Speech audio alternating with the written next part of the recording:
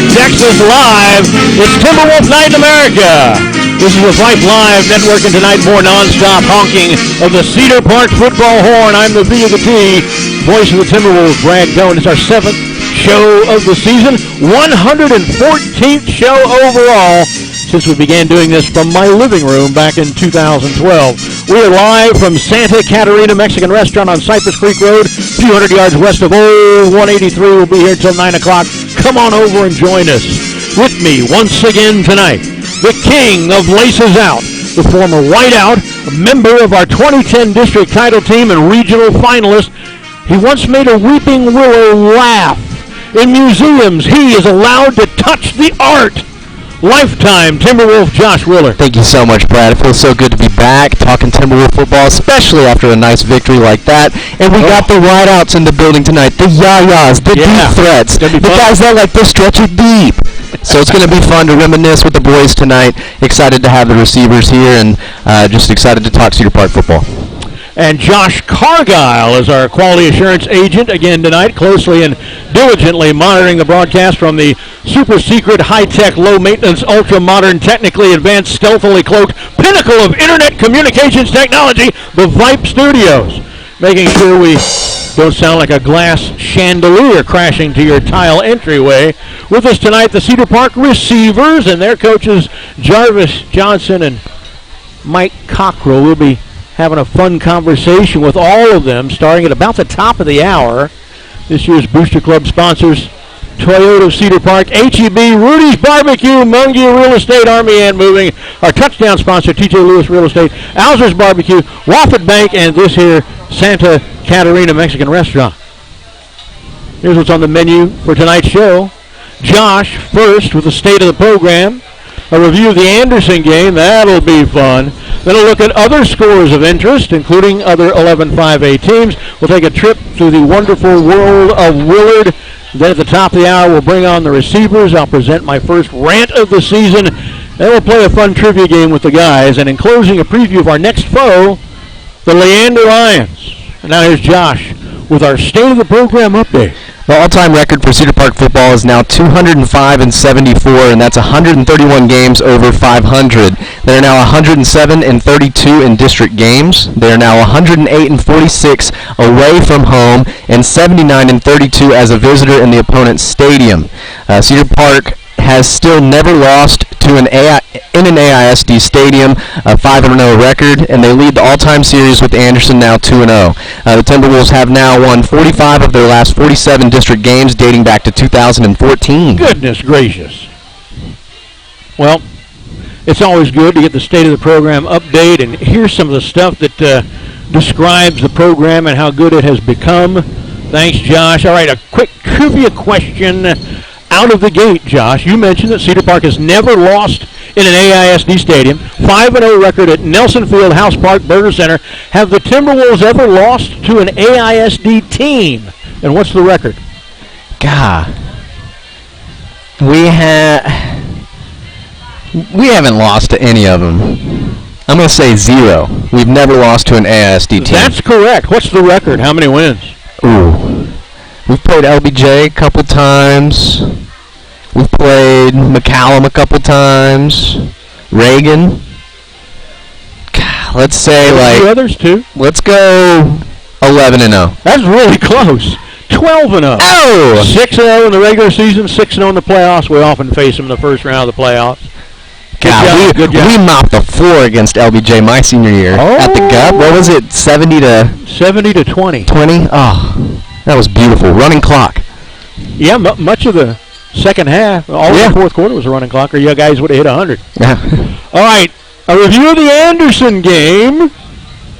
You know, with a combination of Cedar Park's 45-13 win over Anderson and Hendrickson's 56-9 loss to Georgetown, the Timberwolves are back in the driver's seat, though, for the District 11 5A championship. If they win out over these last 4 games, they'll have their 13th district crown. Those 4 opponents are Leander this week, followed by Pflugerville, Weiss, and then Manor. Not an easy road to hoe, but we need no help from anyone. Just go 1-0 each week, and the title is ours. Last Thursday night in our second game ever at Austin's Nelson Field. The Timberwolves avoided the wrong end of the unmentionable stat for only the second time all year. In 4 of the previous 5 games, Cedar Park started out in a 14-0 hole and lost 3 of those 4, mainly because of that bad start. That didn't happen against the Trojans. Now, Anderson was a team that pushed for the state crown over the summer in 7-on-7. I do not for the life of me see how. Their quarterback, who last year against us went 6 for 14 with 3 picks for 39 whole yards, Thursday night went but 17 for 38 with 2 picks for just 117 yards. In 2 games against Cedar Park, Fred Dale is now a cumulative 23 for 52 with 5 picks for 156 yards, exactly 3 yards per attempt, and an anemic 43% completion percentage. Those numbers wouldn't get you the starting job in most programs. How did they get to the 7-on-7 finals? Many of his passes Thursday night were well off their intended targets. He missed guys in all 4 axes. He went too high, he went too low, he went too far ahead, he went too far behind. Most of them weren't even close enough for Cedar Park's defensive backs doing coverage and a good shot at picking them off. It is a mystery how that kind of passing inaccuracy can take you anywhere in a game like 7-on-7. It's all about passing accuracy. Well, anyway, Josh Pell led the offense on a 9-play, 78-yard scoring drive right out of the gate Thursday night. The touchdown coming on a 28-yard pass to Nick Gruyan, who's with us tonight. Pell also ran in the 2-point attempt, and it was 8-0 less than 2.5 minutes into the game. The Black Rain bent a little, but still stopped Anderson after 8 plays, got the Trojans just 19 yards, forcing a punt. They followed an even longer drive by Pell and company, this one 88 yards on just 6 plays. A 16-yard scoring strike from Pell to Cody Marshall for the score. Cody Marshall's here tonight. Again, the Trojans gave the look the 2-point team wanted, and again, Pell ran it over for the points, and the score is now 16-0 with 4:14 left in the first quarter. Finally, Lee had the unmentionable stat. Then pay dirt for one of only 2 times all night for Anderson. Trojans went 65 yards in 7 plays, spanning the first and second quarters. The quarterback, Dale, scooting it from 2 yards out to break their goose egg. They chose not to chase the 2-point beast at this point and kicked it through to narrow the gap to 16-7 with 11:14 left before the half. After the kickoff, some hope for Anderson. The Trojan defense held Cedar Park to a 3-and-out. Pell punted away to the Trojans, who promptly lost 16 yards and punted it back. Cedar Park started out at the 50, 4 plays later. Pell hit Gruyan again in the end zone from 4 yards out. They kicked the point this time and led 23-7 with 6:48 left in the half. Once again, Anderson ran a fair number of plays with minimal result. Another 8-play possession netted them only 21 yards, and they punted Cedar Park all the way back to its 16. Then came our most impressive drive of the night. 84 yards in 8 plays. Pell found a wide-open Kevin Adams down the middle for a 33-yard scoring strike. They got the right look on the 2-point lineup. Once again, Pell shoveling to Grant Nichols for the score this time. And it was 31-7 with 1:40 left in the half. Let me clear my whistle a second. Okay, there we go, back again. Now, mainly behind the running strength of junior Colin Page, Anderson moved the ball 29 yards before the half ended with a pick by Michael Putney on a deep ball. Putney's 19-yard return amounts to Cedar Park's only interception return yardage so far on the season. The half ended 31-7. On their first possession of the second half, Anderson did much the same as they'd done on many in the first, and that's gain between 20 and 30 yards, but go no farther. This time the Black Rain stopped them on downs at the Cedar Park 40. But the Trojan defense held, and Cedar Park suffered its second and final 3-and-out of the night. And that would lead to a weird statistical anomaly that we're going to get back to here in a moment. Then one for the record book. Unfortunately, the wrong side of our record book is Anderson burned through almost 10 minutes of game clock on a 92-yard touchdown drive that went for 20 plays. Oh, my gosh. Few opponent possessions in Cedar Park history have ever gone 92 yards, and none has ever lasted for 20 plays. Was there penalties on that drive? Had to have been something. Anderson went for 2, but was stuffed. The score was 31-13 with 9:07 left in the game. Trojans tried an onside kick but failed, and Cedar Park started up at the Trojan 45. And here is our statistical anomaly. At this moment, Cedar Park had only run 3 offensive plays in the second half. There was 9:07 left in the game. And Anderson had run 28 Add to that the fact that the Trojans ran the last 7 plays of the first half. The Timberwolves had scored with 1:40 left in the second quarter. Now there was 9:07 left in the game. Over a span of more than 16 game clock minutes, only 3 offensive plays for Cedar Park and 35 for Anderson. On the wall clock, that length of time stretched from 8:24 p.m. to 9:36, an hour and 12 minutes with only 3 offensive plays. Oh, my gosh. And yet Cedar Park was still in absolute command of the game. Just 4 plays later, that control was tightened even more as Pell hit Gruyon for yet another scoring pass. This one from 15 yards out. Barr knocked through the extra point. It was 38-13 Timberwolves with 7:44 to play. Again, Anderson put together a short move of 14 yards on 7 plays. They averaged just over 2 yards a play on most of their possessions in this game. At their own 35, Dale threw his second pick of the night. This one to Luke Kuharski, who made a diving grab at the Trojan 41. 3 plays later, Cedar Park is in the end zone again. This time a 7-yard run by Tyree Nicholson. Barr's kick set the score at 45-13. Anderson had about 3 minutes left, moved the ball 35 yards to hour 41, where the game finally ended. From the point where there was only 1:40 left in the second quarter through to the end of the game, Anderson ran 51 plays to Cedar Park's 10, and yet during this time, the Timberwolves extended their lead, outscoring the Trojans 14-6. Unbelievable. Unbelievable.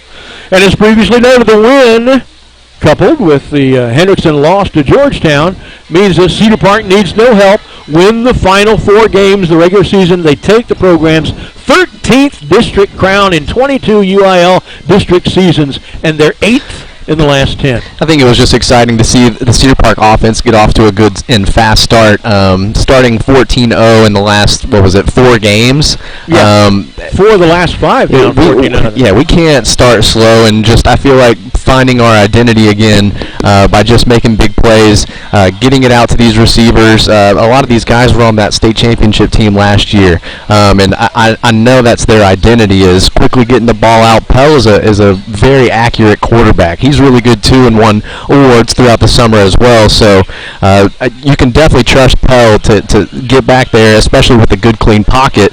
So shout out to those trench dogs, and they called themselves the Doughboys. I love that. I'm definitely going to ride with that. So the Doughboys, I'm sure, we're giving Pell good pockets to throw from, but then to come down, make good catches. Nick Gruyon had a SportsCenter top 10 one. Just doing Nick Gruyon things, but offensively, too, for Kevin Adams to get going. Solid runs by Kevin all night. Yeah, I saw that, the stat sheet that you sent, and multiple yards, rushes over 10-plus yards, so just really proud for him to have that success. And then the Black Rain, too, creating turnovers, creating excitement, creating short fields for the offense to get out there and, capitalize and ending in touchdowns. It's good to get back on track. It was our biggest night for explosive plays by far on the season. I forget the number of them, but in the teens. Nice. Mid to high teens, and we usually have 9, 8, 10. So many explosive runs in that game as well. One thing we've got to figure out how to avoid is the play a bad game, play a good game, play a bad game, play a good game, because wins and losses are coming just with them. We play bad against Vandy in the opener, we lose. Play good against Cedar Ridge, we win. Play bad against Round Rock, we lose. Well, Cedar Ridge was better than Round Rock. We beat them. We lost to Round Rock. Then we play good against Georgetown, we win. Play bad against Henderson, we lose. Play good against Anderson, we win. Georgetown beat the crap out of Hendrickson. So it's not really, the people we're playing beating us.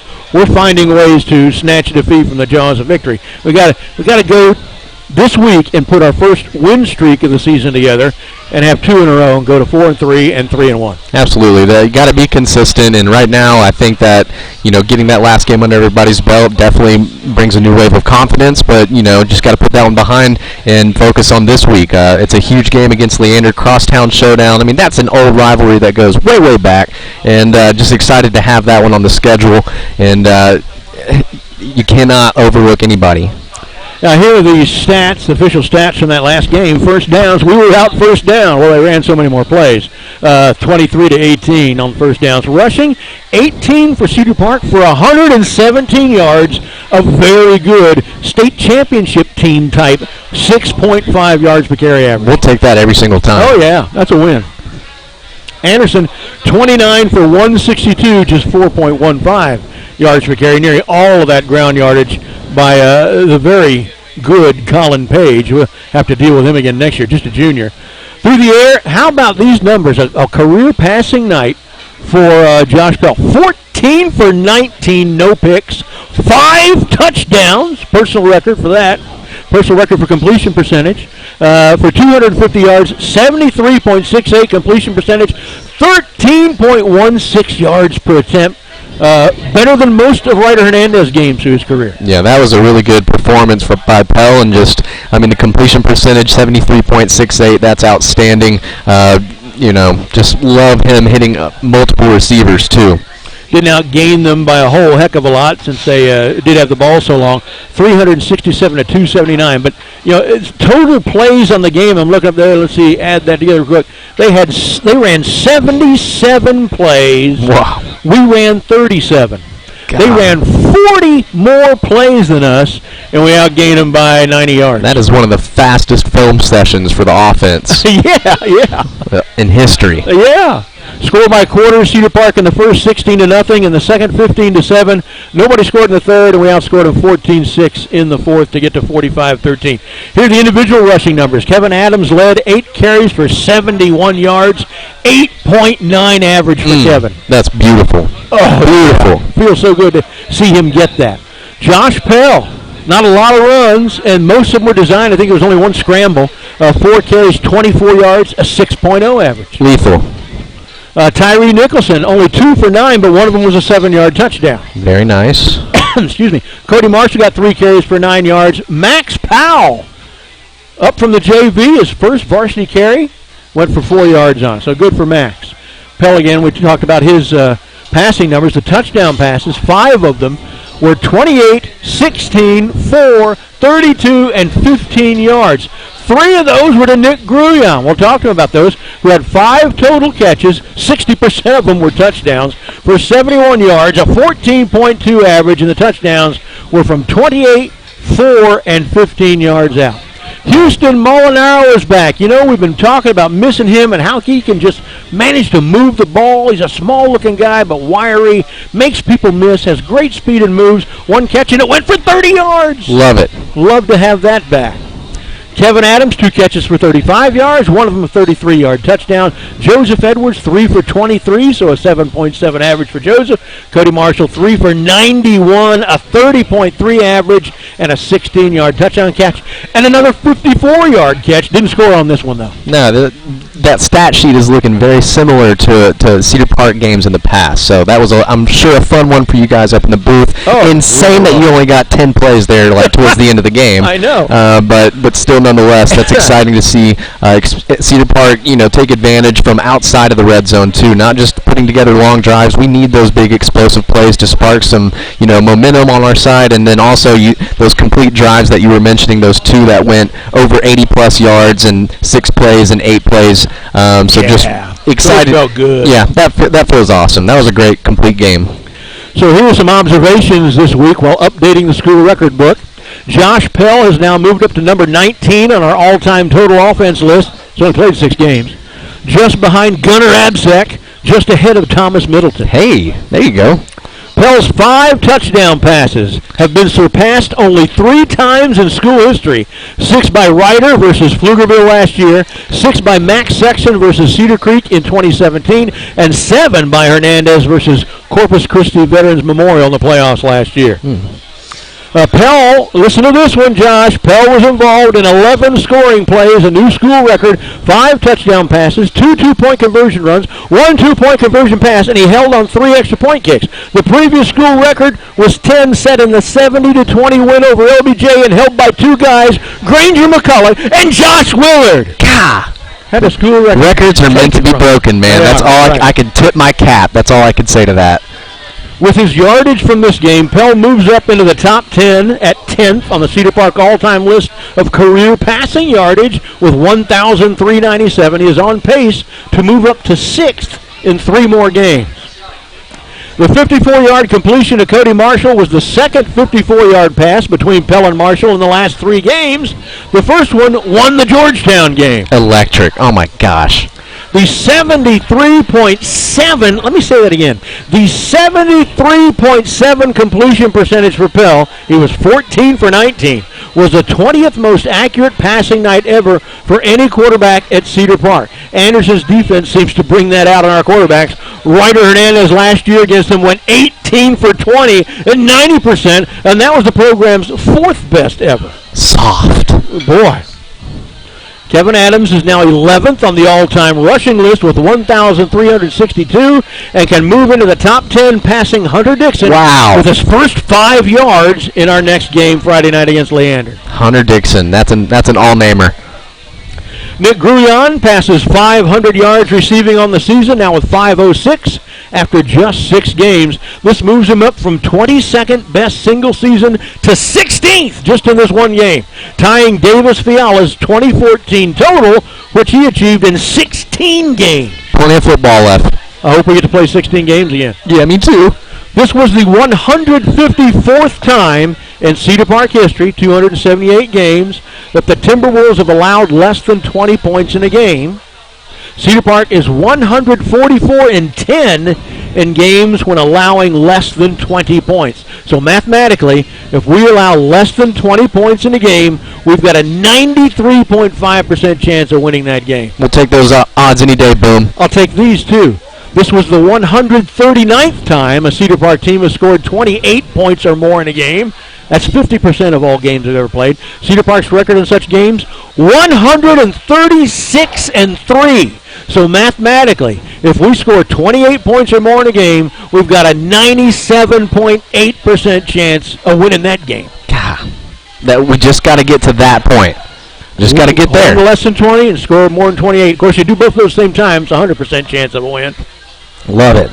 All right, here's a look at District 11 5A's scores from last week. Of course, we're all over the Trojans of Anderson, 45-13. Georgetown on Hendrickson, 56-9. Pretty crazy. Are you kidding me? Yeah. That really makes me feel worse about the Hendrickson loss. Manor, 45. Peeville, 12. Manor's for real. So is Weiss. Beat Leander 70-24. Yeah, that Weiss game last year would have been a lot of fun, and excited to get them on the schedule, especially towards the end of the season. It's going to come down to the wire. If we let me try it again. We take care of business to that point, that's the district championship game. No doubt. Good thing it's at our place. Ooh. All right, here are the current 11 5A standings in each team's next opponent. Manor and Weiss are both on top at 5-1 and 3-0. Manor is at Hendrickson at the Field Thursday. Weiss is hosting Pflugerville Friday. Cedar Park is next at 3-3 overall, 2-1. We are in 3rd place by ourselves. We host Leander this week. Pflugerville is 4-2 and 1-2. Anderson's 2-4 and 1-2. Georgetown's 2-4 and 1-2. Henderson 2-4 and 1-2. So 4 teams tied for the final playoff spot right now. That's going to be fun. Pflugerville, Anderson, Georgetown, Henderson. If they ended the playoffs tonight, it would be Manor, Weiss, and Cedar Park are in. Peeville, Anderson, G-Town, Hendrickson would have to flip a coin or go to some sort of elaborate tiebreaker to break that 4-way tie at 1-2. Anderson is at Georgetown. That's the only one we hadn't identified. And now let's take a look at some other scores of interest from last week. Pass a note on here. Again, this is why we schedule tough in non-district. The 3 6A teams we played in non-district are now 16-2, and we're one of the 2. That's insane. That's awesome. 6A scores: Round Rock 41, Hutto 12, Westlake 35, Bowie nothing. Those 2 teams were both undefeated going into that game. Lake Travis 63, Austin High 3, Vanderbilt 49, McNeil 7, Cedar Ridge 25, Vista Ridge 21. Ooh. That was a little closer than I thought. Mm-hmm. Stony Point 41, Westwood 17, Mansfield 24, Waco Midway 6. Remember when Midway was dang good? They won a state championship game not long ago. A Titan. They're 0-6, and 24-6 loss to Mansfield was their second closest game. Oh my gosh. The bottom dropped out there. All right, 5A scores in a battle of 2 teams that used to be head coached by guys who used to be Cedar Park coaches or assistant coaches or players. Colleyville Heritage over Red Oak, 48-21. Joe Willis head coach Colleyville Heritage. Chris Ross, head coach Red Oak. Michael Quintero was an assistant at Colleyville Heritage and Red Oak, and head coach Red Oak. And my brother was an assistant at both. Oh, yeah. I should have added that in there. The Cedar Park Ex-Players and Coaches Bowl, Colleyville Heritage and Red Oak. Shout out Donut. Crockett 21, Reagan 13. The only reason I put that in there is Crockett's won 3 games in a row for the first time since ever the Carter administration, I think. Wow. Glenn, the Grizzlies over Connolly, 31-0. What were you going to say? I was going to say, I think we played Crockett 1 year in a playoff game. Yes, first round playoff game. Smashed. 89-2. Oh, it feels awesome. Glenn 31, Connolly nothing. Liberty Hill 45, McCallum 16, Eastview 66. Whoa. Cedar Creek 7. Eastview's running up points this year. I think they're probably better than Georgetown. 4A scores, LBJ 34, Canyon Lake 38. That's an upset. Lampasas 70, Taylor 20. Boy, that score sounds familiar. 70-20. Huh. The former coaches and players scores. Tyler Legacy, that's Tyler Lee, 28. Rockwall 57. So Joe Willis 3-4 and 1-2. Lovejoy 53. Frisco Memorial with no joy at all. Nothing. Coach Ross is on a rampage. 6-0 and 4-0, and none of the games have been anywhere close to close. Port Neches Groves 49, Barbers Hill 35. Carl Ebseck starts 2-4 and 1-1 at Barbers Hill. Mount Vernon 63, Commerce 22. Brad Willard seen with a 41-point shellacking. They are 6-0 and 3-0. Go Tigers. And Rouse 52, Elgin 13. Josh Mann has Rouse humming, 5-1 and 3-0. That's insane. I'm happy for Coach Mann over there at Rouse to do well this season. And he's had successful seasons in the past, but into the state semifinals just a couple of years ago. But it has been it's been not as good for the past few years. So happy for Coach Mann and the success they're having. I think one of his sons is actually playing and doing pretty well. I think so. But then shout out to my brother too. He was last week Dave Campbell's 3A Texas Coach of the Week. Oh, that's terrific. I know. That's terrific. All right, and now it's off to see the Willard, the wonderful Willard of Oz. Here we go, another fascinating voyage through the wonderful world of Willard. Sing the Wizard, Wizard of Oz. He is the Wizard of Wiz, if ever a Wiz there was. If ever a Wiz there was, the Wizard of Oz is one because. Well, Brad, it was an amazing weekend of football, and like you said when we were getting ready to start the broadcast, it started off with a Timberwolf win on Thursday night. That's always fun. And so Cedar Park starting it off well with getting that win over Anderson. And then just a great weekend in college football ensued. Started off with the Horns and Oklahoma Sooners in the Red River Shootout. And I got to get your thoughts on that game. I mean, the loss doesn't disappoint me. I went into the game expecting a loss. I thought Oklahoma was a little better than Texas, and they would prove it, and they'd win by a touchdown or 10 points. That kind of happened, but the way it happened, it's not the loss. What perturbs me is the collapse, the utter collapse, the soulless lack of any heart whatsoever fourth quarter by Texas.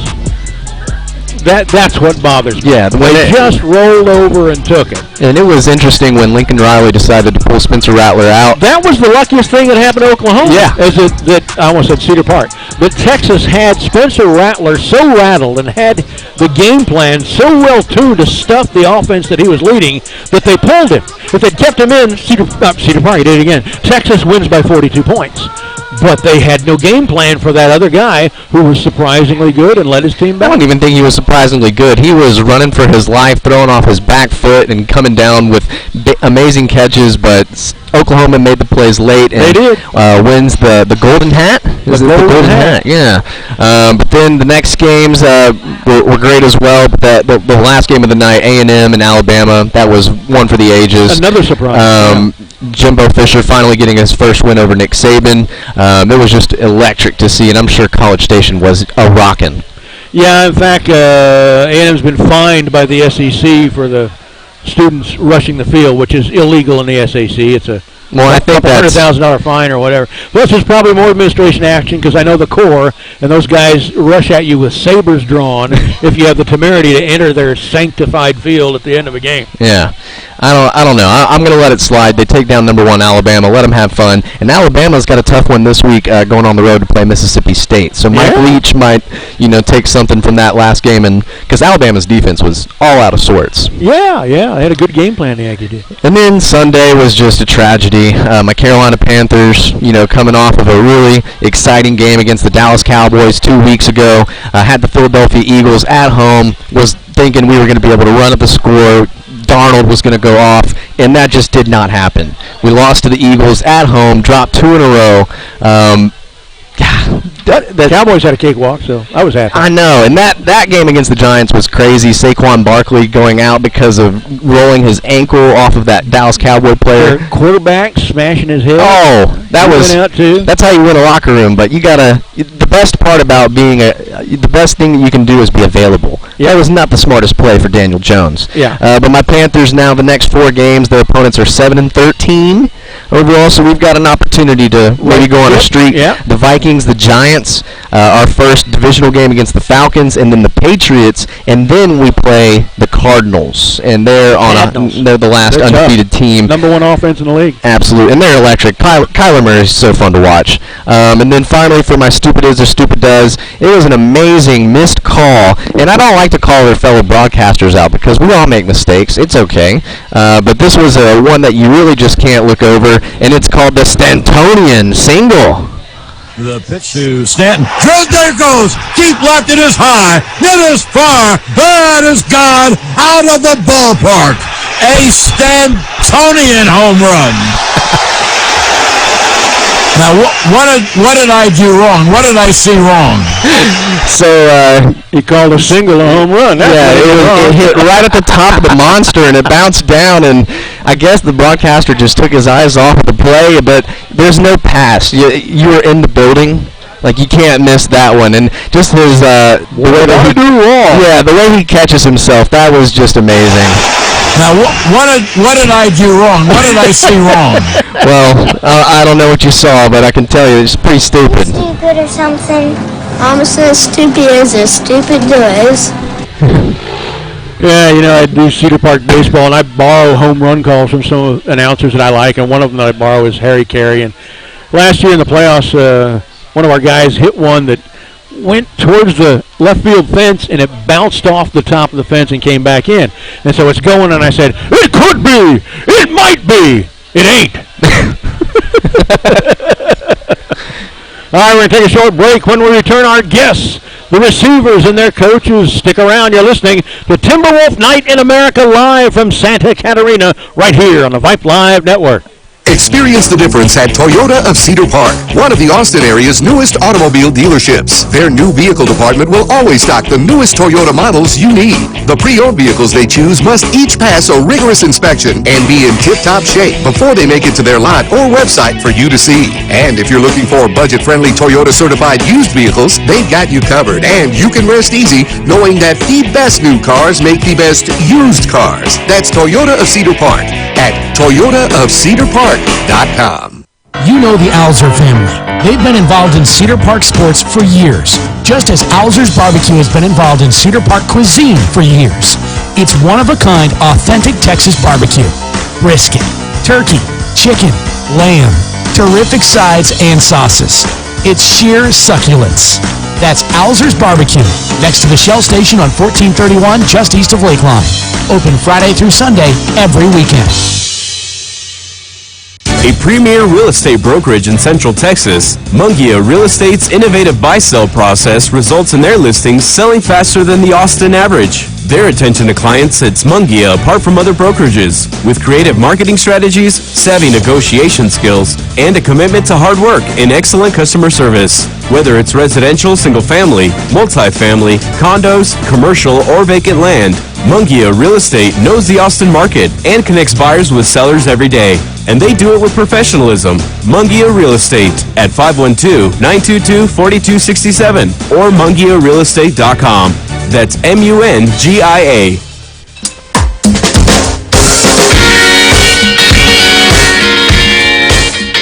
All right, welcome back. Episode 7 of Timberwolf Night in America for 2021, live from Santa Catarina on Cypress Creek Road here in Cedar Park. I'm Brad Cohn, joined by Josh Willard. Josh Cargile is our QA tonight here on the Vype Live Network. All right, another trivia question for you, Josh. What do all of the following Texas high school football teams have in common? Are you ready? I'm ready. Alice Anderson, Austin High, Bernie Champion, San Antonio, Brennan, Bryan, Cal Allen, Corpus Christi Veterans Memorial, New Braunfels Canyon, Cedar Creek, Connolly, Crockett, Crosby, Eastview, Ed Couch, Elsa, Elgin, Friendswood, Henderson, Holland, Gerald, Katy, Cinco, Ranch, Kerrville, Tyvee, Colleen, Ellison, Lago Vista, Lancaster, LDJ, Frisco, Lone Star, McAllen, Magnolia, Marble Falls, Mesquite, Reagan, Richmond, Foster, Ridge Point, Rogers, Rouse, Sacred Heart, St. Joseph, Salado, San Angelo, Central, Sharyland, Shoemaker, Smithson Valley, Temple, Travis, San Antonio Veterans Memorial, Vista Ridge, Weslaco East, and Willis. We've beat them all. You know, I'm going to give you partial credit because that's true. We did beat them all, but that wasn't exactly what I was looking for. There's a I was key looking for stat. something that's even more impressive than the fact that we beat them all.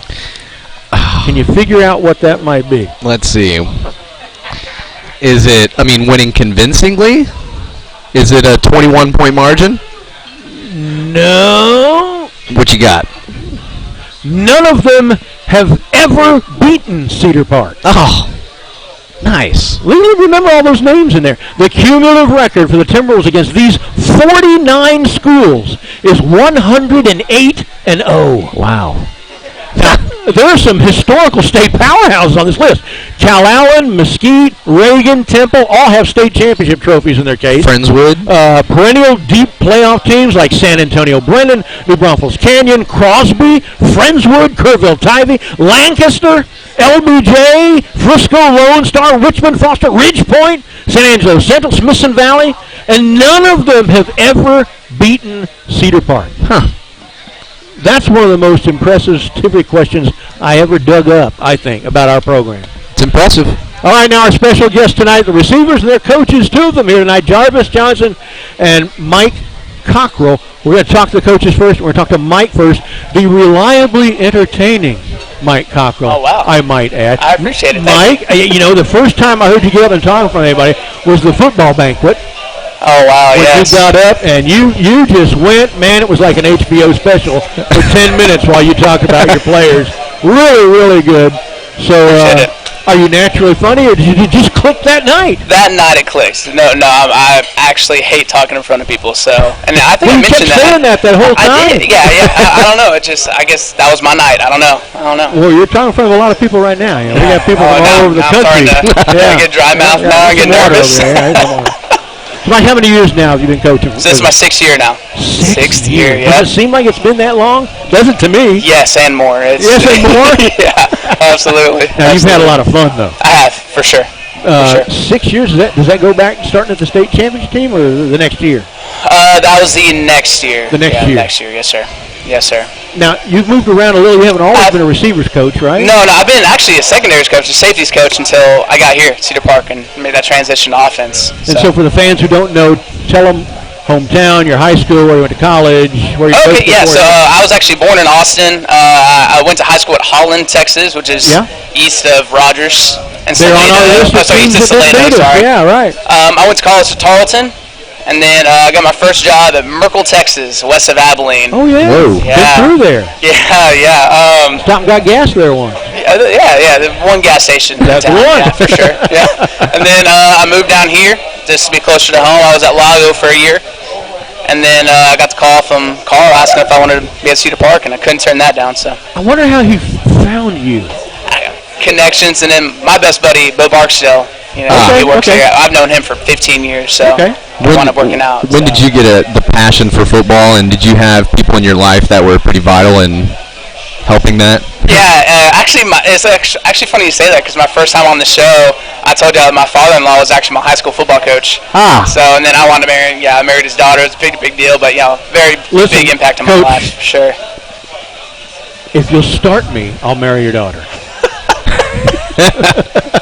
Oh, gosh. Yeah, no, it didn't work out that way.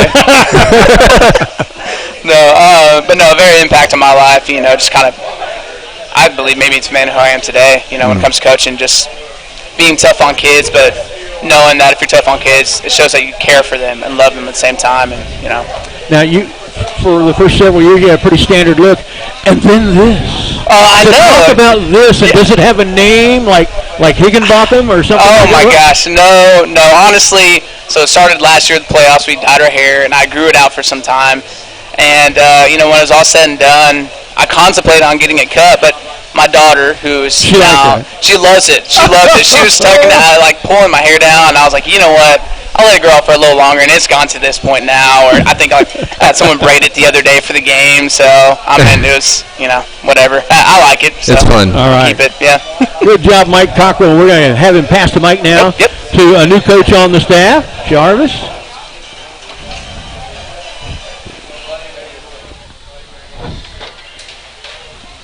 So does anybody call you JJ? I have been called that before, yes, sir. Jarvis Johnson, tell everybody, lots of new folks, fans who don't know you at all, because you're first year on the staff. Tell about your story. How you All got right, here. well, it is JJ. There's actually 3 J's in my name, Jarvis Jamal Johnson, so not a lot of people know that. I've been coaching 13 years. I started out at Duncanville High School, and then in 2015, I moved on to Colleyville Heritage. Oh, yeah. So all of that leads to where I'm sitting at today and where I'm coaching at today, because in 2015, that's when Coach Willis and Coach Quintero arrived at Colleyville Heritage as well. Yeah. And so I worked there for 6 years. During that time, that's when Coach Q left and went to Red Oak. So in May of this year, I decided to make the transition from Colleyville Heritage to Red Oak. Now, mind you, that was in May. And then in July, took a hard right. Yeah, that's right, absolutely. So, and I've been in the Metroplex for 15 years or so, so it was good to move back down in this area because I'm originally from this area. I went to Hutto High School, so you guys may be familiar with that place. I'm a hippo, so that's how I ended up here. And Jarvis and I were talking before the show, folks, and he was a running back and safety. Yes, right? sir. Running back and safety on the 1999 Hutto team that we played in our first year ever of varsity football. Now, we were 4A, but we had no seniors and only 12 juniors, so most of the entire team were freshmen and sophomores. And we would play small school varsities. They were only 2A at the time. Yes, sir. And we went to Hutto. It was our only close game of the year. We beat the snot out of everybody else, but Hutto even had a lead late in the game. I think we had to get a late lead and pick off a pass near the end of the game to win something like 19-14. Yeah, or something 17-15, like that. 17-15. Oh, no, I think somewhere in there. I believe you. So he's played against Cedar Park a long time, 23 years ago, be that as it may. Yeah, make it sound old. Have you been a receivers coach exclusively? Yes, I've coached receivers, running backs, mostly on the offensive side of the ball, yes, sir. So what do you think about your partner here, Mike Cockrell? You guys work together well? Yes, sir. He does a great job. See, he's a little younger than me, so he's got the energy for sure. So, he's up early at 3 in the morning working out. I'm just now rolling out of bed at 3 in the morning, but yeah, he's great, man. He's a great partner to have. He's very good with the kids, and he's been here, so he's been able to show me the ropes. So. Right. So who's the last one out ready to go for practice? Who's the last of the receivers? Oh, who's man, ready to go? Man, that's a tough one. It just depends on the day. If I had to put my money on one, it'd probably be Joseph Edwards. If I had to pick one, I guess. Yeah. And so, who's the first one out? Probably Carter Wool or Lackey. Probably. All right. Be the first one out if I just had to put my money on it. All right. Well, thanks a lot, Jarvis, for joining us, and stick around because we're going to have you help the guys, both you guys, in a trivia game in a little bit, and we're going to come to you when we talk about Leander coming up next week. So, yes, sir. Right. Appreciate it. There's Jarvis Johnson, one of our coaches of the receivers. And guys, pick amongst you who wants to go first, and come on over here. Guys are at a table just a little ways away from us, and we'll see who's going to come over and pick up the mic first. Guy with an Ohio State hat and paraphernalia on. So I wonder if he's giving us a hint there. Nick Gruyon is the guy. Nick, Ohio State paraphernalia, is this a hint or something? I actually had a visit this weekend for track. Went up there for an official visit, watched the game against Maryland. Wow. They whipped some tails. I bet that's a great place to watch a football game, the Horseshoe. Oh yeah. It was nice weather up there. I mean, it was pretty sunny. But just very beautiful day out there. I can imagine. Columbus, Ohio is amazing. So what kind of interest have you garnered for your tell everybody your track prowess. Everybody here in this audience knows you're a football player, but tell about your track prowess. Well, I'm a high jumper and a hurdler. A high jump 6'8", and I can run the 400 hurdles in under 54 seconds. Oh my gosh. And that's forwards. Yeah. So, I've been getting looks for track more than I have football. Yeah. I had a breakout junior season. Went to You state for finished high jump. second in the state, right? Yes, I think overall for high The jump. other guy was a senior? Yeah, and he's going Best of luck. He's Best going of to luck. Oklahoma right now. I competed with him during the summer at some of the national events for track. Wow. But he was jumping like 7'1". Oh my God. But he's already up there. He was like 6'8", so he was cheating a little bit. Rings in his shoes. Holy Freak cow. of nature. Yeah, I don't know about that. So Best of luck when track comes along this season. Going back there is the highest finishing guy to get back to the state meet, we hope, right? Hopefully, yeah. And hopefully I can go for hurdles as well. Who else has shown interest besides Ohio State in you as a track runner? I have a visit coming up for Stephen F. Austin. But right now, that's really it. The visits I've set up. Interesting. Other than that, Ohio State's just up there for me. Yeah, that's always wanted amazing. to go there. That's amazing. All right, here are the numbers for Nick Gruyon as a wideout. 32 catches, leads the team. 506 yards, leads the team. 15.8 yards per catch, third on the team actually, but still pretty darn good. 84.3 yards per game, leads the team. 7 touchdowns, leads the team. He's got at least 1 touchdown catch in 4 of the last 5 games. 4 catches for 71 or 5 catches, 71 yards, and 3 touchdowns in this last game. That's got to be a hell of a kick. Yeah, it was definitely a fun game. Just going out there, catching the football, either for a touchdown or a big gain. What goes through your mind when that ball, when you know it's your play, like if it's your favorite play, and you think the ball's coming to you, when you see it in the air, what's going through your mind? It's either mine or mine. I'm just going up for it. I'm trying my best to just jump up, get that ball. Look it in your hands, yeah. Yep. If I don't get it, he's not getting it. That's for sure. I play some DB also. That's right. Exactly. You got training in that if that comes to happen. Yeah. That's right. I mean, part of being a receiver is the swag, so who is the best dressed? Honestly, Cody. Cody? Cody. I think it's because he has the most varsity experience. Ooh. So he's had those seniors, give him outfit checks, all that. But I think Cody has the nicest drip on the team. That works. So, Nick, what is, when you hear or see a certain play coming, it means you're going to be running a certain pattern. Do you have a favorite one when you say, oh, yeah, when you know you're going to get open?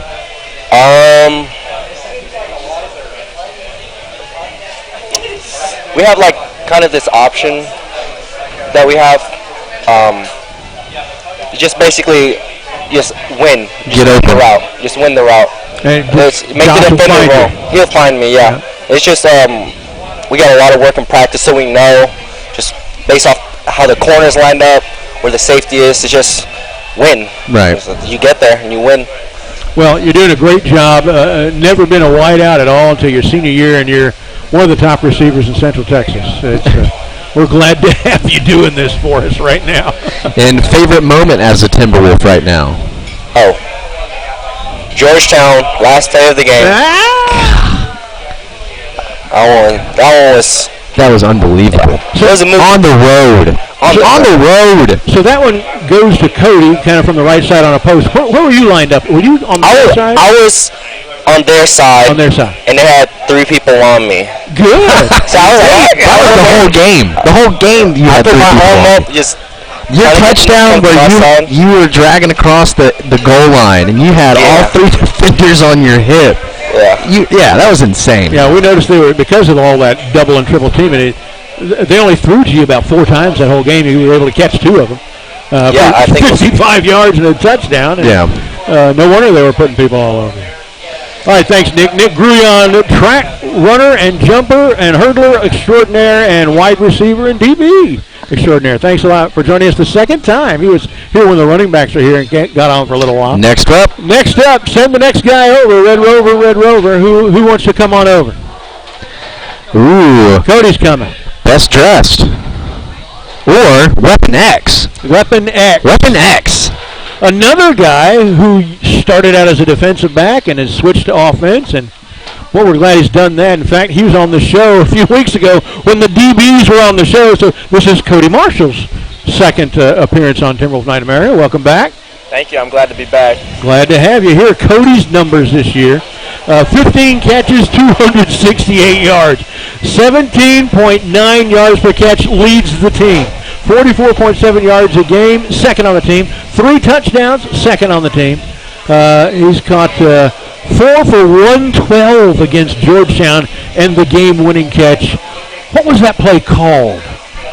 I don't want to give out any No, because they may yell it out. That's true. I don't want to give out any names for our plays, but we knew going into that game that play was going to be pretty hard to guard. Just me going up kind of just like a really skinny post, and when I heard it called, I just knew it was going to be open, and it was a crazy feeling to win that game. It was amazing. Well, like Nick was just saying, you look across the line and see 3 guys standing there next to him. Oh yeah, your mouth just starts watering, I'm sure. Yeah. It was only 2 over 2, so I knew me or Joseph could win that one-on-one.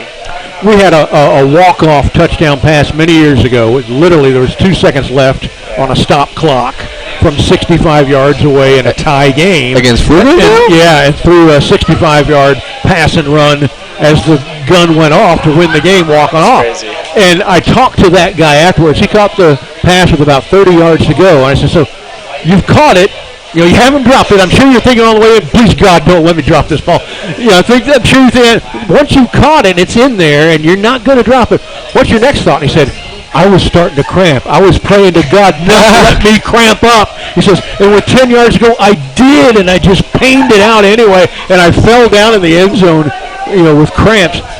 What were your thoughts after you caught the ball in the clear and had only about 10 or 12 yards to go? Yeah, I didn't have that much running to do, but I don't even know. It was just such a crazy feeling to just the ball. Of course, the ball was in the air. I was so scared I was going to drop it, but I pulled it in and I just knew. I was like, oh my gosh, as soon as he threw that ball, you could just see both defensive backs their hips were just facing the quarterback still. Yeah. Didn't even know where you were. That was insane. We thought, whatever the down distance was, I said that. And so many seconds on the clock. Here's the ball game. Back to throw his Pell. He goes deep. He has a man. And then all 3 of us just started yelling. We yelled for 30 seconds. I haven't seen There wasn't a touchdown call. And finally, when I ran out of breath, I said, it was Cody Marshall. Yeah, I had to apologize to Brad on that one because we totally lost it. I mean, that was on the road against Georgetown. I mean, what was that like looking back at their stands? When I was looking at their stands and they all have their hands on their heads, it's just a good feeling to beat Georgetown whenever you beat them. So I played it back on the game film and did exactly that. I've seen the touchdown pass. I'm watching the Georgetown people, and it was just stunning. I kind of felt for him at that moment anyway. Oh, to have that happen to you. And the Georgetown players, they're thinking, wait a minute, we thought we had this game. Oh, my God. So one of the things is probably you're doing this, running in, and you're probably thinking, you've seen this in the movies, you've seen it on TV, so this is what this feels like, right? I definitely got a taste of that excitement that, kind of reminded me of when I was watching that Arizona Cardinals game versus the Bills and DeAndre Hopkins caught that game-winning touchdown. Oh my gosh! This is what he feels like. It's just a crazy feeling to have. If he could just get $1.9 million for playing in that game, right? Yeah, true. Yeah, that would be pretty cool. So if you could make a highlight on defense or offense, which one would you rather do now? I like scoring the ball, so I like. Yeah, he's on the right side. Run over somebody and say, hey, keep somebody from running over you. That's right. I hear that. That's good. All right, Cody Marshall, senior DB, used to be. Wide receiver is, and one of the best around. Thanks, Cody. Thank you for having me. Pick somebody to send over here, and we'll keep this thing going. We're seeing Gruyon and Marshall, between them, 774 yards this year and 10 touchdowns. Golly. Weapon X and Weapon Y. Well, and that was the big question mark coming out of last season. We had, 3 of the top 4 all-time receivers in Cedar Park history graduating, so see these guys step up, make big plays. It's what we needed. All right. Tell everybody who they're listening to, name, position. Well, we know position. Yeah. Number. Joseph Edwards, wide receiver, number 8. Joseph Edwards. What do you know? Joseph has 20 catches this year. That's second on the team. 263 yards, barely behind Cody for third on the team. 12.7 yards per catch average, 42.2 a game. 2 touchdowns they came against Cedar Ridge and Hendrickson. Which of your touchdown catches do you like better? I have to go with Cedar Ridge because it's my first varsity touchdown catch, and it was like the one versus Hendrickson. I was like wide open, and there was like kind of like no excitement to it. You had to do a little catch and run with that one against Cedar Ridge. Don't fall down. Don't trip over the 5-yard line on the way in there. So Joseph, first year on the varsity, right? Yes, sir. So what's it like to be a big-time football player in a big-time program? I didn't get to do that. I played high school football. Our program was terrible. Yeah, it's kind of crazy to think like I was like one of the kids in the stands cheering on for this team, and now I like see kids cheering on for me. Oh yeah. And it just, I don't know. It just gives me a good feeling about it. It's pretty surreal. Do you have any younger siblings? How many what? Do you have any siblings? Yeah, I have 8 siblings. Whoa! 8? But it's not like all of them are like step except for one. I got one real brother. His name's Michael. He's a sophomore. Okay. Brady Bunch kind of thing going. Does Michael play football? Yes, sir. He plays wide receiver. Oh, well, there you go. Yeah. Here we go. Got the train going. The Edwards train is going. Yep. So, senior, right? So, what plans you got for life after football in Cedar Park High School? Probably college. You have any idea where or what you're going to study? Tennessee, University of Tennessee, maybe Texas State. Eat them up, eat them up. I've been looking at Arizona a little bit and Florida State. Tennessee was your first answer. Any particular reason Tennessee gains your interest? Nah, I just want to go to Tennessee. My parents go there on trips all the time. They say it's beautiful. Oh, it is. Yeah. East Tennessee is beautiful. Knoxville. So part of, I was going to say, part of playing receiver at Cedar Park is you got to go lay the wood. Do you have a best block so far this year? Thank you. Do you have one that you can remember? Let's see. This last game versus Anderson, I threw the corner to the ground. That was pretty funny. God. And then Throwing out the club. Westlake, it wasn't a game, it was a scrimmage, but Josh ran it like very far, and then I blocked these 2 people. I think you were there, and you started pounding me. Oh, I did. I was right on the sideline. I was way jacked up on that. Yeah. Oh, But yeah. those are probably my 2 best blocks. That's a good deal. All right, amongst your receivers, who's the best singer? Singer? Probably Nick. He sings in the showers and stuff. Everybody can sing in a shower. Oh, yeah. All right, you got any shouts you want to give? God, my mom, and the rest of my family, and my teammates right here. All right. All Good. right. Thanks. That's Joseph Edwards. Joseph, tap somebody on the shoulder and tell him to come over here, and we'll keep this train going. We're talking with the receivers tonight here on Timberwolf Night in America, live from the 613 Santa Catarina Mexican restaurant. All right. Mic yourself up there and tell everybody your name and your number. Hello, my name is Houston Molinero. I'm number 13. Molinero? Molinero. Molinero. Yeah, like I Molinero. don't know Molinero. And, you know, we've been, you're not the first of the Molinero brothers to come through the program in various sports, right? No, I had a sister that I think graduated in 17 and a brother that graduated in 18. He played baseball, and my sister played soccer. Cool. Now, we noticed you last year. You got a couple of touches, and just it looked like magic. I mean, you're the little water bug out there. People can't find and bring down. We thought, oh, this is going to be great. Great to see your name on the roster. We started out this year. 3 catches, 36 yards against Vandergrift. It's hard for them to bring you down. But then you were gone for a while. Just came back. Your first touch was against Anderson for 30 yards. Glad to have you back. What kind of injury did you have, if you want to talk about it? It was like a grade 3 AC shoulder joint separation. So basically my trap kind of separated and the ligament was torn, so I was just kind of out for a little while, but I got a shot and it's been healing up nicely ever since. Now, so you're Houston. Brother was Austin.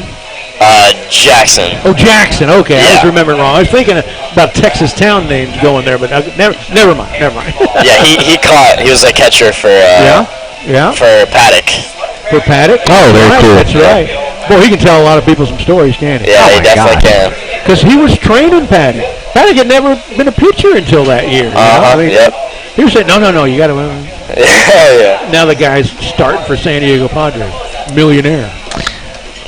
Oh man, what's he up to these days? He is actually, I think he's a manager for a construction company. He's doing pretty well.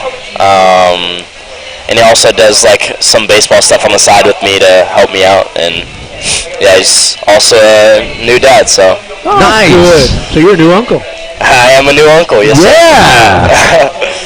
So baseball is looking pretty good. Don't we have a game tomorrow up at the school? Is there a game tomorrow? I think there is. I won't be playing it obviously because I'm going to come. I'm going to come. Maddie has been telling me about this coming up. Saying, you got to come out and watch it. They're pretty good. So I'm looking forward to that. Yeah, I'm looking forward to the season. Yeah, me too. All right, Houston Molinaro talking with us here as the receiver. Go ahead, Houston, and give a shout-out to whoever you want to, and then tap somebody on the shoulder here. Shout out God, shout out my family, shout out my coaches, and shout out y'all. Yeah, all right. That feels good. That's good, too. All right. Thank you so much. All right. Houston Molinaro. All right, next one over. All right, Mike up there, and tell everybody your name and your number. Carter Wool, number 18. Carter Wool. Man, I got to apologize for mispronouncing your name probably every game. Yeah, you're good. Yeah. I'm from North Carolina, dude. I don't know how to read. I don't know. I told you that. I'm a German speaker, and OE in German is a short sound. Every time I read it, you can pronounce your name any way you want. I could pronounce Cone Smith if I wanted to. Yes. So Wool it is. We've been saying Wool since we found out y'all wanted Wool instead of Well. The Carter's got 10 catches for 82 yards, 8.2 yards to carry, 13.7 a game, 2 catches against Vandy, 3 against Cedar Ridge, 4 against Round Rock, and Hendrickson 3 for 32. Didn't catch the ball the other night, but Yeah, no. Didn't need to, I guess. I mean, 45 points without you. So, Carter, are you a senior as well? I'm not. I'm a sophomore. Outstanding. That's what I'm talking about. We're always glad in the pipeline, baby. Underclassmen in the pipeline are going to be coming back and bringing all their skills with them next year. What is your height and weight? I'm 5'9", 140 pounds. Love it. 140, wow. Yeah. Bless you, my son. Stay away from those big guys if you can. Do you have a favorite route you like to run? An in and out and up, a post, bubble screen? You got one you like the best? I like to run my out route. Yeah. I'm pretty good at that. So I think one of my favorite things playing receiver at Cedar Park was playing against the Black Rain. Because going back since the program started, the Black Rain has always been very good. What training can you get? Right. Who's the defensive back that you got in one-on-ones? Oh. It's okay to say their name. It's okay. You're a young blood. You can do it. You can do it. I like going against Cole McLaughlin a lot. Love it. Love it. Who's a defensive back that gives you the fits? You don't have to say nobody. Michael Putney always gives a really good look.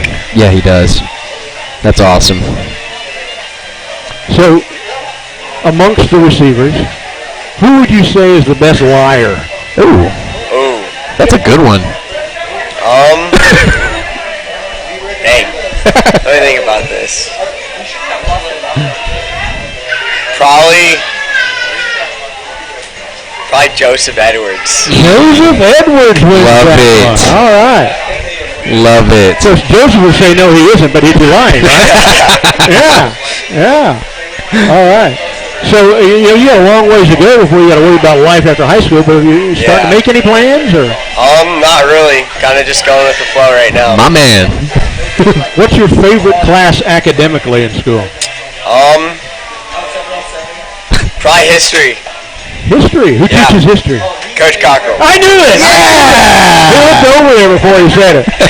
But you know what? That was my favorite class in high school was history. Yeah. I had a history teacher who once said this. He said, okay, first day in history class. All right, this is history, blah, blah, blah. Now, a lot of you have had a lot of other classes. You've had math, and you've had English, and you've had science, and you've had all these others. And all those are important skills that you're going to take and combine them and use them for the rest of your life to go out and make history. This is the one that talks about what everybody did with all of those skills. This is going to be your most interesting class. And he was right. I loved it. I would have been a history teacher myself.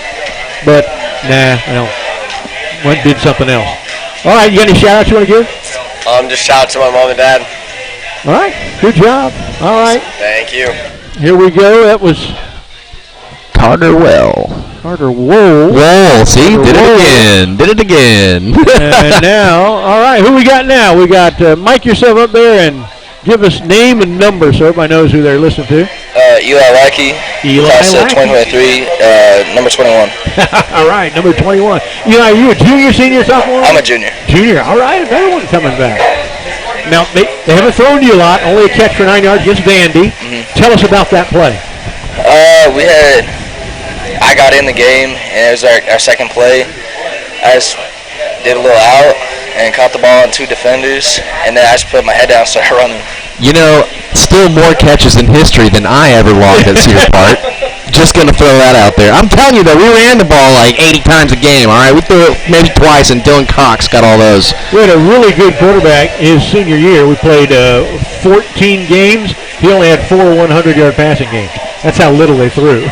Yeah. Of course, they had about 9 500-yard rushing games. That's right. Different times have changed, my friend. And speaking of that, at Cedar Park, receivers still have to be good blockers. So, do you enjoy that role? Do you welcome that role? I did. I was going to switch to tight end this year, so I started bulking up and put on, more mass. Yeah? And then I switched, during the summer, I figured that wasn't for me. And so I switched back, but that definitely helped me because I got, stronger, and it helped me with the blocking. It's right when I get on defenders, I just don't get off me. And you got used to more contact and stuff, too? Yeah. And you're used to that? Who is the toughest defender you faced this year going against any of these guys from these other teams? On our team? On the other team, the guy who covered you for Vandy or somebody who covered you from Georgetown. Who's the toughest? Vandy had a really good corner. I don't know what his number was, but he was a tall corner. He was athletic, and then I got lucky because he bailed on that out, and then that's what gave me the whole shot right there. Wow. So, more time to come back, but have you been given any thought to your future, what you're going to be doing after this? No, I'm just focused on school right now, school and football. Good deal. Any shout-outs you want to give? Shout out my family, shout out Ice Gang back here. That's it. What do you call them, the Ice Gang? Ice Gang. Love it. And what's that? What does it mean? It's just a receivers thing. When we break it out, we all say ice. Oh, cool. Just because you're so cool. Ice in their veins. All right. Ice in their veins? Yeah. We'll have to use that. We like to use the nicknames you guys use. The Ice Gang. All right. Thanks. All right. Thank you. Eli Lackey. And anybody who's left? Is that it? Or is there anybody else?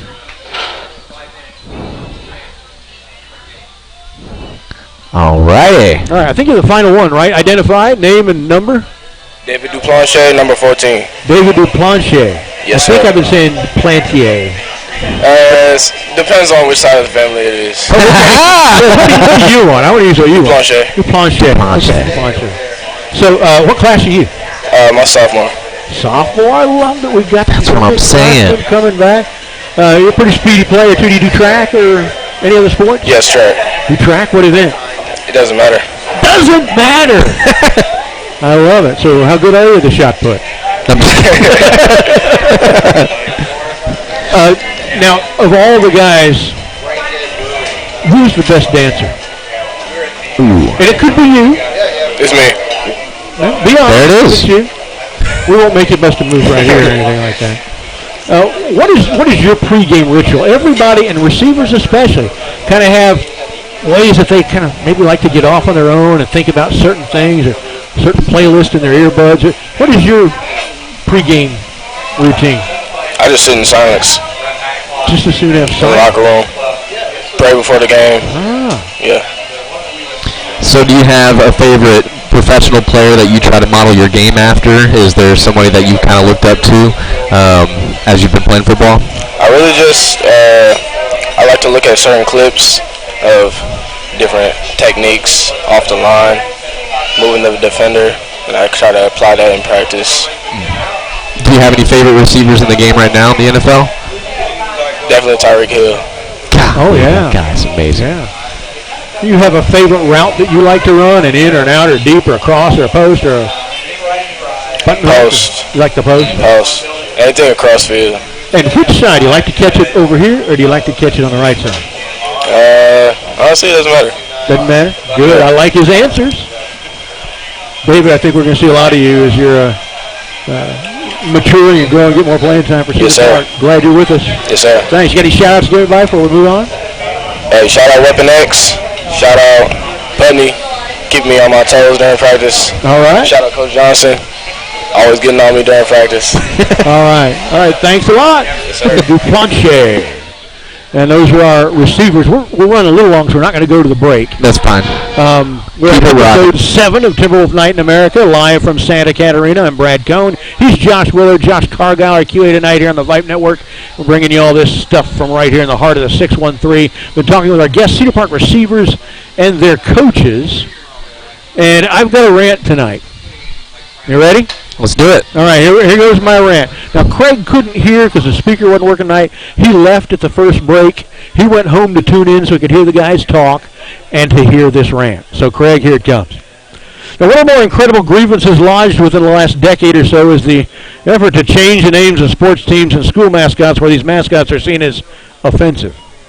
Now comes a report that Houston ISD has spent a couple of $100,000 to change the names of 4 schools' mascots, 2 high schools and 2 middle schools, who didn't kowtow to the new politically correct demands. I could build a long list of how any school district could better serve its students with that $200,000.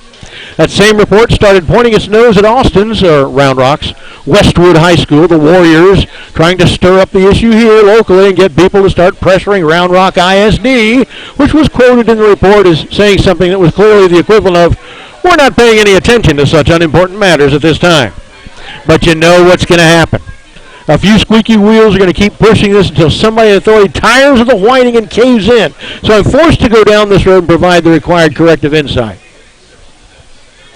Of course, politics, not any real concern for actual human equity, drives this issue. Long established is the fact that many American Indian advocacy groups understand and appreciate the rightful honor of sports teams with names like Chiefs and Warriors and Braves and the positive traits they were always intended to imbue in the organizations that chose those names for themselves. No one's going to call themselves something actually dishonorable or degrading or offensive. That's why we don't have the Boston Stranglers or the Chicago Rum Runners or the Detroit Unemployables or the Los Angeles Carjackers or the Philadelphia Drunks or the Denver Donkey Drillers.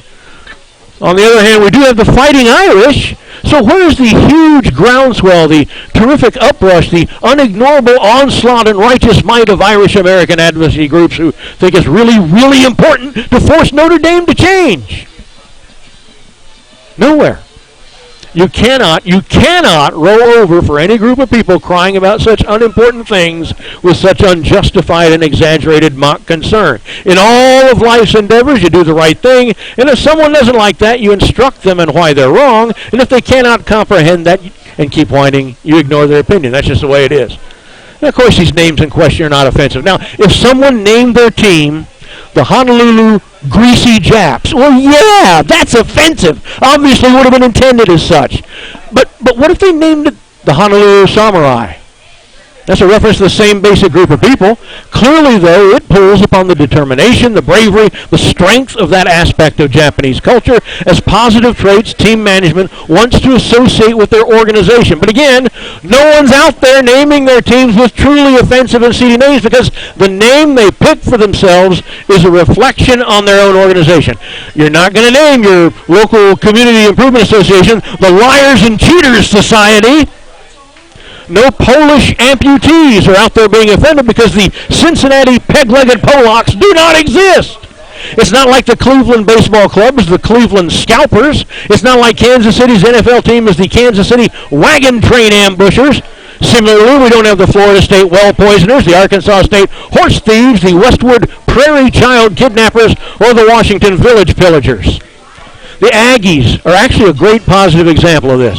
Are farmers lining up to demand that Texas A&M change its agricultural-themed mascot? Of course not. Farmers love the Aggies. They strongly identify with them. They don't give one whit that in much of the rest of the country, the word Aggie has become mostly a humorous pejorative.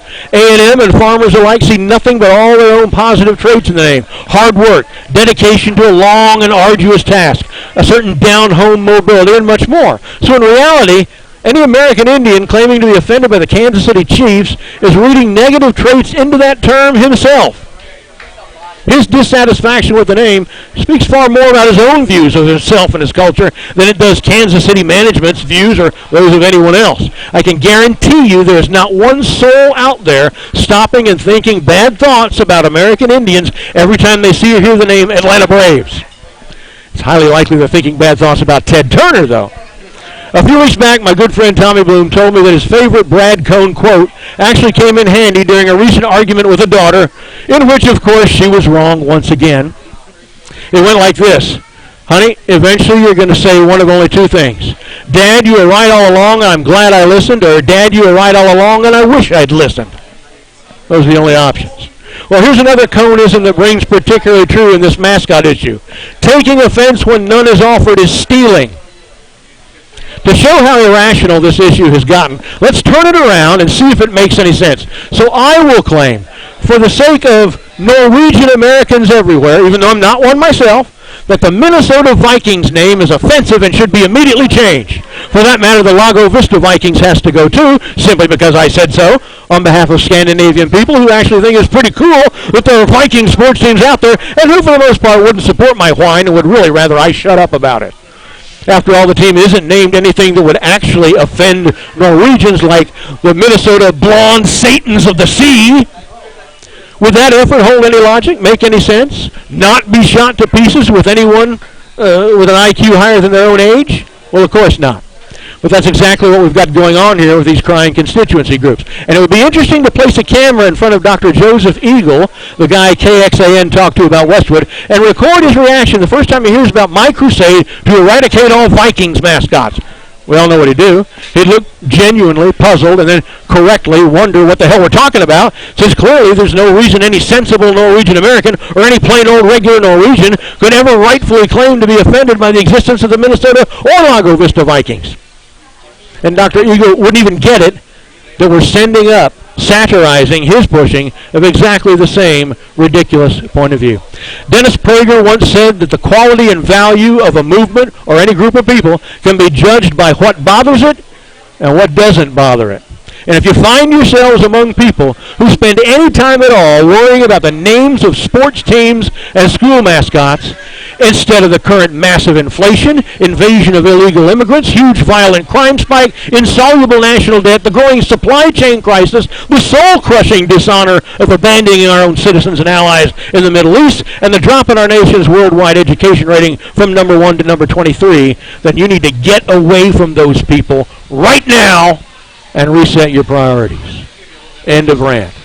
I mean, agreed. From North Carolina, the Washington R-words. I mean, that was the team that my family followed, and we're all big Atlanta Braves fans. So, I don't know. There are bigger issues. There are much bigger issues. Cancel culture is crazy in today's world, and, I mean, don't go into sports. Like, just don't do that. But, I mean, other than that. Things in it. You're going to spend some time with your political and social worry. Don't worry about that.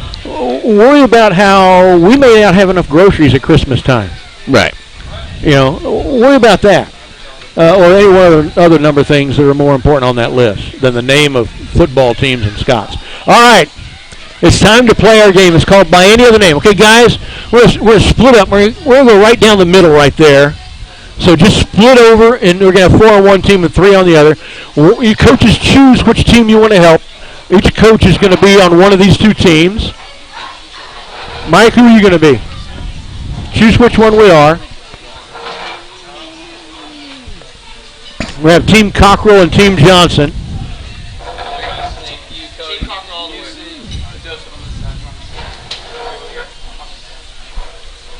All right. Here's the game. Now, for whatever reasons, many Texans, not all of us, are driven to intentionally mispronounce the names of our own hometowns. This tendency extends to street names as well. Prime examples locally: Austin's Man Shack for Manchaca, San Jacinto for San Jacinto, and Guadalupe for Guadalupe, among many others. Our name game tonight will give players the opportunity to properly, and by properly, I kind of mean improperly, pronounce the names of many Texas towns, most of whom have well-known high school football programs. Now, some of these names we'll use here are counties, some are geographical places, most of them will be names of small towns. I'm going to spell the name of a Texas town or location. Give you time to write it down in front of you if you can, or type it into your phone's notebook or something like that if that's it. And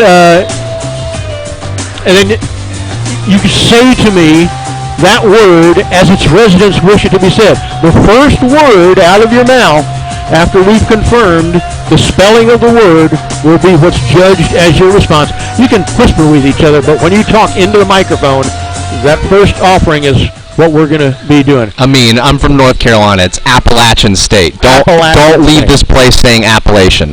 Please don't do it. Just don't do it. Nobody says it there. It's Appalachian. Appalachian. We'll go you first. So Team Cockrell. Which one's Team Cockrell? We got the seniors. Okay. Well, but you're the younger coach, and you're the team captain. So we'll go with Cockrell first. All right. Here is the first one. I'm going to give you, let's see. Well, first couple for each side might be kind of easy just as we get into it. It'll get a little harder. First one is spelled like this. B as in boy, E-X-A-R. How do the locals want to say that word? B-E-X-A-R. Got about 10 seconds. On the broadcast, we got the Jeopardy music playing in the background and everything. All right, got to give us a guess. Who's got the mic? B-E-X-A-R. How do you say that? Bexer. Bear, like there's no X. What? And that's not even right, because it's a Spanish word that's supposed to be pronounced Behar. But they say bear like there's no X. Oh, okay. Bear. See, so this game is weird, right? All right. Never guess. Right. Pass the mic. Pass the mic. Team 2. Team Johnson. Here's the next one. B as in boy. O-E-R-N-E. B-O-E-R-N-E. Talk to yourself to confirm before you say it in the mic. B-O-E-R-N-E. How do they want to say that?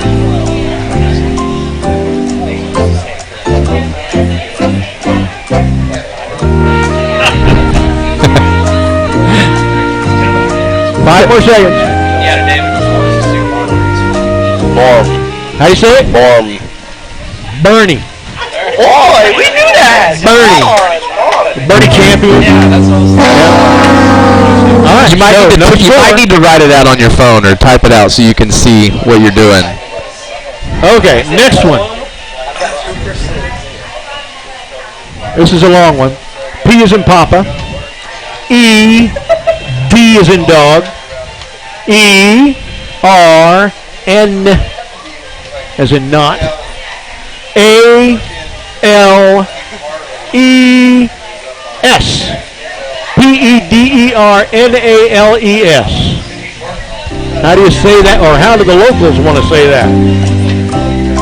You know what? We're out of my first game and say you get a point if you say it the way the locals do, and a point if you say it the way it should be said. There you go. Another extra point. We'll do that next time we play.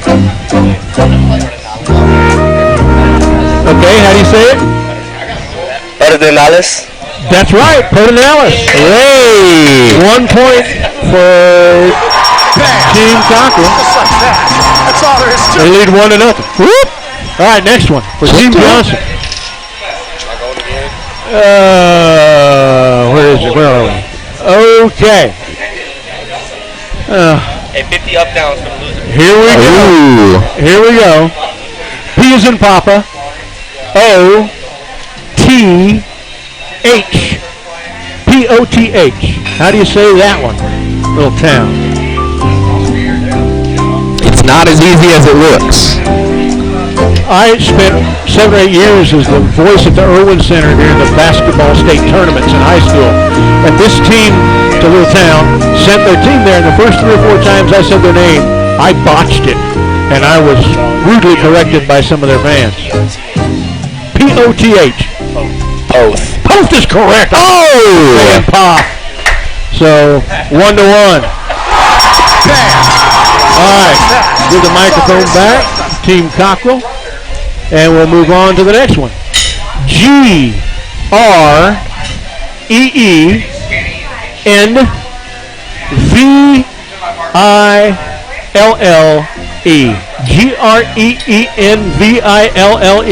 How do they want you to say that?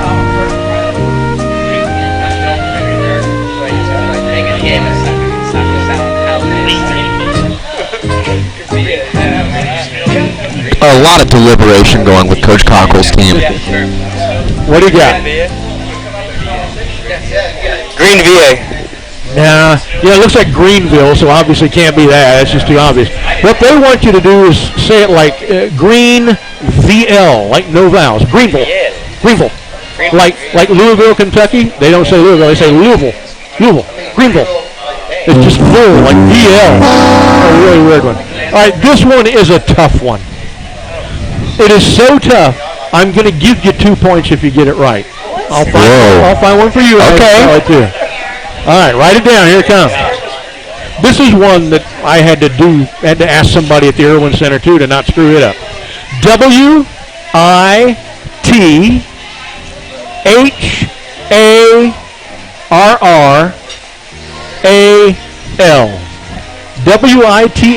WITHARRAL.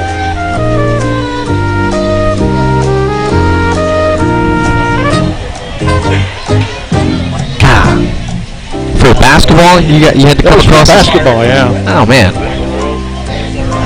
What do you got? Witherell? Say again? Witherell? That's what I said, and it was wrong. It's Whitharrell. What? Whitharrell. Whitharrell. Good God. Okay. Here's one that's worth 2 points for you guys. Ready? Yep. B as in boy. A, L, M as in mama. O, R, H, E, A. BALMORHEA. BAL. MOR. That was pretty calm. What do you got? Balmorhea? Balmorhea is right. You get 2 points. That's one of the toughest ones. It's you look at it while I say this. It looks like some sort of lower tract disorder, doesn't it? I got a bad case of Balmorhea. I won't be coming over tonight. All right, so Team Cockrell gets 2 out of that one. They lead 3-1. Hey-o. All right, I'm gonna give another 2-pointer to you guys. Oh man, this is All right, here we go. Ready? S. As in stop. S M as in mama. Y E R. SMYER. How do they want you to say that? It's a real place in Texas. Real place.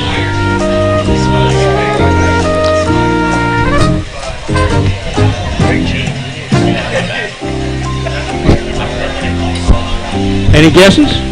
Smire. Smire is correct. Whoa! We got a tie ball game here, folks. Tie ball game at 3-3. All right. Next one. Back to the 1-pointers. Two more rounds. Here's one.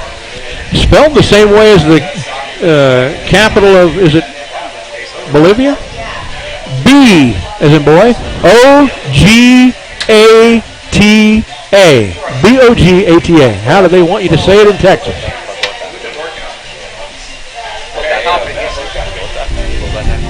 Bogota? That's close. It's not quite even what though they say in South America. They say Bogota. This is in Texas. They want you to say Bogota. Bogota? Bogota. Oh, wow. Bogota. Oh, Bogota. All right, hand it over to Team Johnson. Here's yours. M as in mama. Oh, wait. Hold up. Okay. Okay. M as in mama.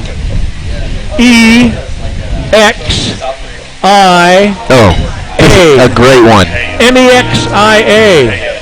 Mahia. Mahia is right. Excellent. Most people want to say Mexia, or the right way to say it is Mejia, but they say it Mahia. 4-3, Johnson leads Cockrell. All right, Cockrell's up again. All right, here it is. Ready? G-R-E-U-N-E.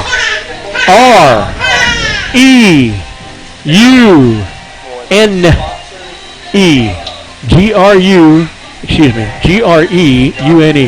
G-R-E-U-N-E. Just south of Austin. Just north of San Antonio. Got the answer?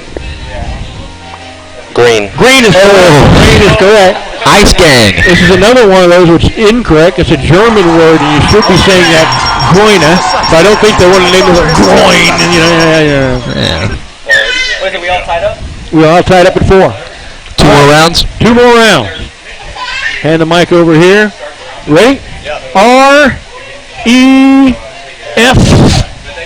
as in Fox, U-G-I-O. R-E-F-U-G-I-O. Wait, it's R-E-F? R-E-F-U-G-I-O. Drive through on the way to Port Aransas.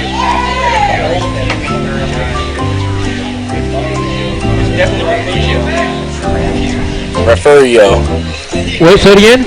Referio. That's it, Referio.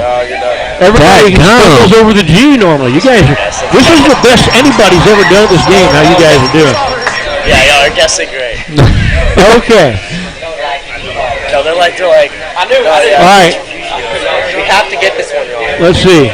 You guys went second, so they lead 5-4. This is the last at-bat, and you're the visitors, so if you don't score, you lose, okay? A 1-pointer. All right, here we go. I'm going to give you a tough one. 2 points, right? If I give you 2, I got to give them, since they're home, a chance they're behind to answer a 1-pointer. All right, here we go. All right. A-T-A-S-C-O-C-I-T-A.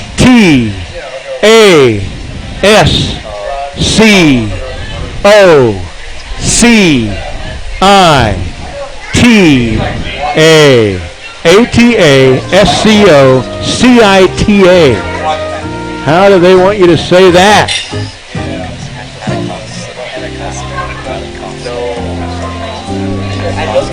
I've heard of this before. A-T-A-S-C-O-C-I-T-A.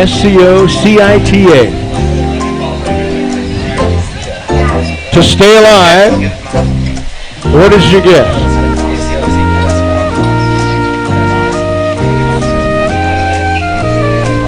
What's your guess? What do you got? Atascostia. That's what I said, but it's wrong.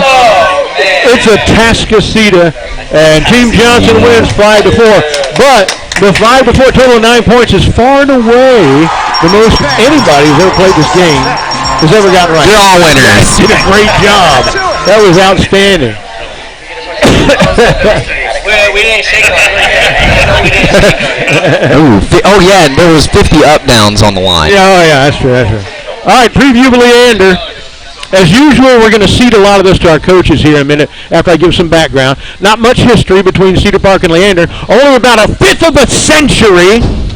We've played them on and off in district and as non-district foes since 2002. 15 times, in fact. Only Georgetown has faced Cedar Park more often, 16. At first, they had the better of us as an established program while we were still trying to get our 6A feet under us, and the Lions won the first 2 games in 02 and 03. Our first great team got the program's first great win in 04 on a walk-off touchdown pass in double overtime in the last game of the season to beat the 9th-ranked Lions and claim our second undefeated district championship in 4 years. Goosebumps. The next year, the first for Chris Ross at the helm, saw an even bigger upset as we were just 4-5 coming into our season finale against the Lions, out of the playoff money, and they were the district champs. Leander was undefeated with the #1 offense in Texas and ranked 8th behind an incredible defensive performance that included 8 sacks and 2 INTs. The Timberwolves won that game 10-0, tying the series record at 2 games apiece. 2 more wins for Leander the next 2 years in 06 and 07. And they haven't won since. That's right. A streak of 9 straight victories for the Timberwolves that has covered a span of 14 years. None of you guys are even in the public schools yet. The last time Leander beat Cedar Park. The all-time, it's football anyway, the all-time series record 11-4 in our favor. Last year was a massacre up at Bible Stadium, 60-7, and it was a mind-numbing 60-0 at halftime. Their quarterback went 10 for 32 with a pick. Their ground game got 39 yards on 24 carries. But none of those facts and historical realities will make any tackles for us, throw any blocks, or score any touchdowns Friday night. You guys have to do all that. This is the first of 4 games that we must win to take the district crown. Lions are 2-4 overall, 0-3 in district. They don't throw the ball well. I saw them complete 2 whole passes after the first quarter in a loss to Vista Ridge. 2 completions in 3 quarters of play. And none of the others were even close. But they got a guy in Alexander Franklin, a running back who's approaching 1,000 yards rushing already this year. The defense gives up a load of points, an average of almost 38 per game, and that's the highest point yield in the district. As I predicted against Anderson and was correct last week, if we don't shoot ourselves in the foot with penalties and turnovers, we should get our yards and our points against Leander. The Black Rain has to make sure that Franklin is stymied on the ground and that this does not become the breakout game for the stagnant Leander passing attack. So, coaches, what are the keys going to be from your receivers' point of view Friday night to have some excellence against Leander? Grab the mic there, Coach. I think it's going to be important for us to do the little things right in the game and just continue to make plays for our team. All right, Coach Cockrell, from your point of view, what do we got to do as a receiver corps to be excellent against Leander? We preach is doing our job. So if we just get to do our job, do what we're responsible doing on the football field, we'll be all right. All right. Good catching, good blocking, no penalties, no drops. Yeah, I mean, just control what you can control. I think that's always been the mantra for Cedar Park is don't worry about what other teams are doing. Just go out there and execute your game plan, buy into it completely, and, I mean, if you make a bad play, put it behind you. I mean, that's what this team is so special about is they've gotten behind the 8 ball quite a bit so far this season, but they have a lot of fight, which is really promising, especially as we get into the latter part of this district race where we really need to clean house and where we need to run the table to claim that 13th district title. So we control our own destiny. It's all up to us. I cannot tell you how much I love playing Leander in Georgetown. The Leanderthals. I love it. It's so fun. I mean, these were some of the craziest crosstown showdown games when I was a kid watching my older brothers play and seeing those great early Cedar Park teams in the 04, Corey Washington, Rupert Edwards, some of those guys that are all names for Cedar Park, but they're going to come giving your best shot. I mean, you beat the crap out of everybody last year, so you kind of put the biggest target on y'all's back, especially in district. So that's all remember. Yeah, you cannot take any opponent lightly, and so control the outside, lay the wood, and get open. Once we started winning this rivalry more often, what is it, 9 in a row now? The name was started to become the Crosstown Chowdown. Oh! Yeah. They call it the Battle of Baghdad. There's other names for it, yeah. There was a time when we were all in a 6A district together, 2002 through 9, 8 years there. We're in those 8 years, 7 of those times, the winner of this game won the district title. This was that district's Texas-Oklahoma game. It was, every single year. I mean, everybody came out to it. The signs that were painted, the Cedar Park sign, we had one that says, win or lose, my dad still expects your dad at work on Monday. I mean, that's so rich. That is amazing. That's high-quality signage. LISD put the kibosh on it, but they're find pictures of those old games in the middle O's, 2005, 6, 7, along in there. And there would be, on each side of the stadium, there'd be 50 handmade signs by students, cheerleaders, whatever, parents, whatever, with all these clever sayings. I got to bring those to one of these shows. They're brutal. Incredibly clever stuff by each side. Anyway, all right. Once again, the Booster Club sponsors Toyota of Cedar Park, HEB, Rudy's Barbecue, Mungia Real Estate, Army and Moving, our touchdown sponsor, TJ Lewis Real Estate, Alzer's Barbecue, Wofford Bank, and this here Santa Catarina Mexican Restaurant. That's it, our 7th episode, Timberwolf Night in America for the 2021 season. The Timberwolves face Leander at the Gup Friday night, 7 o'clock. Our pregame show, 6:45. Josh will have the play-by-play. Cecil with technical production and commentary. I'm on the stadium mic, but I'll be over to host the halftime and post-game shows. Thanks to our guests tonight, the receivers and their coaches, Jarvis Johnson and Mike Cockrell. Next week, we'll have the quarterbacks. For our QA, Josh Cargile, and for my own personal Chris Collinsworth here, Josh Willard. Brad Cohn here signing off. You've been listening to Timberwolf Night in America on the Vype Live Network.